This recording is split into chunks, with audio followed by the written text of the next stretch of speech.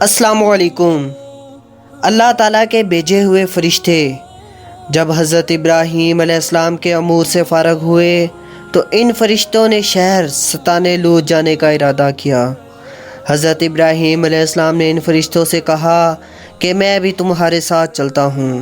اور وہ فرشتے بولے، ایک ابراہیم خلیل اللہ، ہم لوگ تو اللہ تعالیٰ کے بھیجے ہوئے ہیں اور اس شہر کے باشندوں کو ہلاک کرنے کے لیے جاتے ہیں، آپ ہمارے ساتھ نہ چلیں کیونکہ عذاب الہی دیکھنے کی طاقت تمہیں نہ ہوگی۔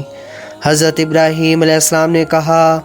خدا حافظ ہے، میں تو تمہارے ساتھ عذاب الہی کو دیکھنے چلوں گا جو قوم لوط پر بھیجا گیا ہے۔ یہ کہتے ہی حضرت ابراہیم خلیل اللہ اپنے اونٹ پر سوار ہو کر ان فرشتوں کے ہمراہ چل دیے۔ جب تقریباً 150 کوس کے فاصلے پر جا پہنچے تو فرشتوں نے باادب عرض کی کہ اے ابراہیم خلیل اللہ، آپ یہیں ٹھہریں، آپ کے واسطے آگے جانے کا حکم قطعاً نہیں ہے۔ یہ سن کر حضرت ابراہیم علیہ السلام فوراً اپنے اونٹ پر سے نیچے اتر پڑے اور خدا کی عبادت میں مشغول ہو گئے، اور وہ فرشتے اس شہرستان میں قوم لوط کی اس جگہ پر جہاں پہنچے جس جگہ میں حضرت ابراہیم علیہ السلام نے فرمایا تھا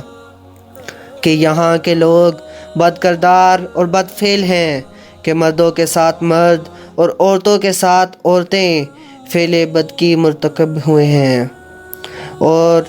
راہ زنی سے لوگوں کا مال چھین لیتے ہیں۔ اور اسی وقت یہ بھی حضرت ابراہیم علیہ السلام نے فرمایا تھا کہ جو لوگ اس فعل بد میں گرفتار ہیں اس پر غضب الہی آئے گا اور وہ سب کے سب ہلاک کر دیے جائیں گے، اور یہ چیز خداوند قدوس اپنے فیصلے میں طے کر چکا ہے کہ جو قوم سرکشی، ظلم و تعدی کرے گی اور خدا تعالیٰ کے احکاموں سے روگردانی کرے گی، اس پر ضرور غضب الہی نازل ہوگا اور اسی دنیا میں ہلاک کر دیے جائیں گے۔ چونکہ حضرت ابراہیم علیہ السلام اللہ تعالیٰ کے برگزیدہ پیغمبروں میں سے ہیں اور خداوند کریم اپنے پیغمبروں کی بات کبھی رائے گا اور مسترد نہیں کرتا۔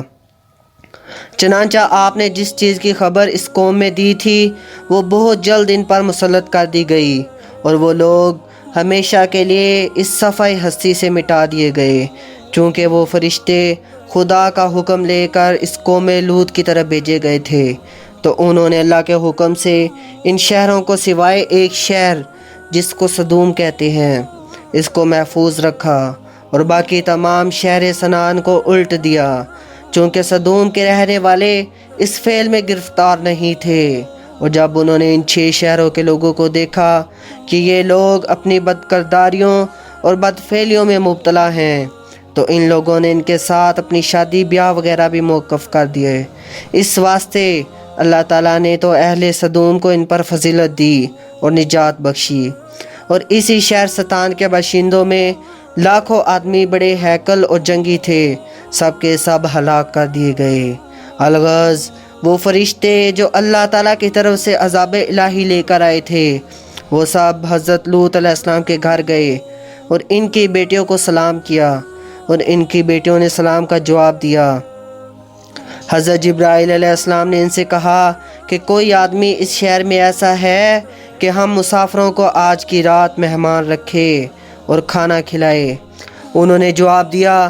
کہ سوائے ہمارے باپ کے اس شہر میں تو کوئی نہیں، آپ لوگ ذرا صبر کیجئے، وہ خدا کی عبادت سے فراغت پا لیں تو البتہ وہ تمہاری کچھ خدمت ضرور کریں گے۔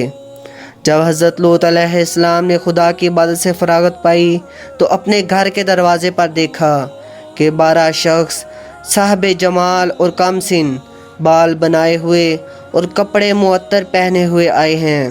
آپ ان کو دیکھ کر کچھ اندیشہ کرنے لگے کہ یہ مہمان تو صاحب جمال و مکسن ہیں، خدا خواستہ اگر قوم کو معلوم ہو گیا تو یہ قوم ان مہمانوں کے ساتھ بدفعلی نہ کرنے لگے تو ہمارے لیے بڑی ندامت اور شرمندگی کی بات ہوگی، اور میں اس سے بہت زیادہ رسوا ہو جاؤں گا اور پھر کہیں بھی اپنا منہ نہ دکھا سکوں گا، لوگ مجھ کو بہت ذلیل کریں گے، جیسا کہ اللہ تعالیٰ نے قرآن پاک میں فرمایا، وَلَمَّا جَاءَتْ رُسُلُنَا لُوطًا سِيءَ بِهِمْ ومناك بهم زرعا وقال هذا يوم عصيب وجاء قومه يهرعون إليه ومن قبل كانوا يعملون السيئات۔ اور پہنچے میرے بھیجے ہوئے حضرت لوط علیہ السلام کے پاس فرشتے، تو وہ ان کے آنے سے اپنے دل میں رنجیدہ ہوئے اور اپنے جی میں کہنے لگے کہ ہمارے لیے آج کا دن بڑا سخت دن ہے۔ اور آئی اس کے پاس قوم دوڑتی ہوئی، اور وہ سب بے اختیار تھے اور وہ بہت زیادہ منتظر تھے اس فعل بد کے کرنے کے۔ در حقیقت وہ فرشتے لڑکے کم سن بن کے گئے تھے حضرت لوط علیہ السلام کے گھر میں، چونکہ حضرت کو اس قوم کے بد فعالیاں اور بد خویاں اچھی طرح معلوم تھیں، اسی وجہ سے وہ اپنے دل میں سخت خفا تھے، اور اسی وجہ سے حضرت لوط علیہ السلام کو اپنی قوم سے لڑائی کرنی پڑی۔ آخر مجبوری و ناچاری ان مہمانوں کو حضرت لوط علیہ السلام اپنے گھر لے گئے، اور حضرت لوط علیہ السلام کی بیوی جو کہ کافرہ تھیں، اس وجہ سے اس نے جا کر اپنی قوم سے ان مہمانوں کی خبر کر دی، اور وہ قوم لوطی تھی۔ پس ناگہاں قوم کے لوگ حضرت لوطی کی حویلی پر آئے اور بلند آواز سے کہنے لگے، اے لوط علیہ السلام، وہ 12 اشخاص جو برو نہایت حسین و جمیل ہیں اور کم سن بھی ہیں، اور اب وہ آج سب تیرے گھر میں مہمان ہوئے ہیں، تم انہیں ہمارے پاس بھیج دو۔ حضرت لوط علیہ السلام نے بوجہ خوف کے ان لوگوں سے کہا، جیسا کہ اللہ تعالیٰ نے قرآن پاک میں ارشاد فرمایا، قال یا قوم هؤلاء بناتی ہن اطہر لکم فاتقوا اللہ ولا تخزونی فی ضیفی الیس منکم رجل رشید۔ حضرت لوط علیہ السلام نے کہا، اے قوم، یہ میری بیٹیاں حاضر ہیں اور یہ پاک بھی ہیں، تمہارا نکاح ان سے کر دوں گا، پس تم لوگ اللہ تعالیٰ سے ڈرتے رہو اور مجھ کو رسوا مت کرو، یہ لوگ ہمارے مہمان ہیں۔ کیا اے قوم، میری تم میں سے ایک آدمی بھی ایسا نہیں ہے کہ وہ سیدھی راستے پر گامزن ہو اور وہ نیک بات کے سمجھنے کی صلاحیت رکھتا ہو۔ حضرت لوط علیہ السلام کے گھر میں فرشتے مہمان بن کر اترے تھے، اور قوم ان نوجوانوں اور صاحب جمال مہمانوں کو دیکھ کر دوڑی ہوئی آئی، حضرت لوط علیہ السلام کے گھر آئی، تو حضرت لوط علیہ السلام نے ان مہمانوں کی عزت آبرو بچانے کے لیے اپنی بیٹیوں کا نکاح کر دینا اپنی قوم کے ساتھ قبول کر لیا، لیکن قوم نے آل پر بھی نہ مانا، اور اس وقت شریعت میں زن و مومنہ کو کافر سے بیاہ دینا منع نہ تھا، بس اس پر بھی اس کافر قوم نے حضرت لوط علیہ السلام کی بات تسلیم نہ کی، اور حضرت لوط علیہ السلام کے گھر کے دروازے توڑ ڈالے، اور پھر کہا، اللہ تعالیٰ نے جیسا کہ ارشاد فرمایا قرآن پاک میں، قالوا علمت ما لنا في بناتك من الحق وإنك لتعلم ما نريد۔ وہ قوم کے لوگ بولے، تو جان چکا ہے کہ ہم کو تیری بیٹیوں سے غرض نہیں، اور تجھ کو تو اچھی طرح معلوم ہے جو ہم چاہتے ہیں، تم اپنے مہمانوں کو ہمارے پاس بھیج دو۔ حضرت لوط علیہ السلام نے فرمایا، قال لو ان بكم قوة او آوى الى ركن شدید۔ حضرت لوط علیہ السلام کہنے لگے، اگر مجھ کو تمہارے سامنے زور ہوتا یا جا بیٹھتا کسی محکم آسرے میں، یعنی اے قوم مجھے قوت ہوتی تمہارے ساتھ لڑتا، لیکن میں نے صبر کیا اور پناہ چاہے خدا کہ تمہارے شر سے میرے مہمانوں کو خدا محفوظ رکھے۔ اور فرشتوں کو خدا کی طرف سے یہی حکم تھا کہ جب تک لوط علیہ السلام تمہارے پاس اس بدکاری کی شکایتیں 3 دفعہ نہ لائیں، اس وقت تک ہرگز اس قوم سے برائی نہ کرنا اور نام بھی اپنا مت بتانا۔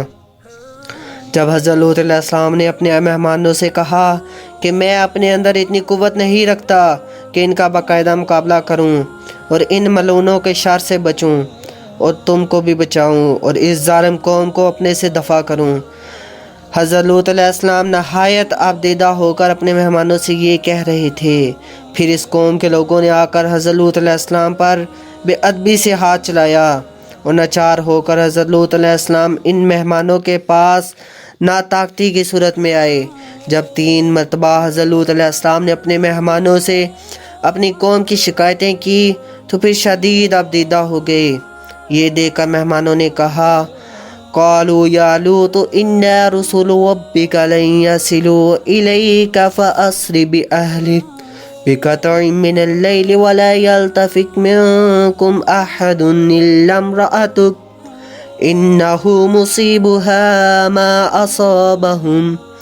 ان موعدہم الصبح۔ مہمان بولے اے لوط ہم بھیجے ہوئے تیرے رب کے اور یہ لوگ ہرگز نہ پہنچ سکیں گے تجھ تک، سو نکل اپنے گھر سے کچھ رات، اور پھر تم میں سے کوئی شخص منہ موڑ کر بنا دیکھے مگر تیری عورت تو انہی میں سے ہے، اور جو عذاب الہی ساری قوم پر آئے گا وہی تمہاری بیوی پر بھی آئے گا،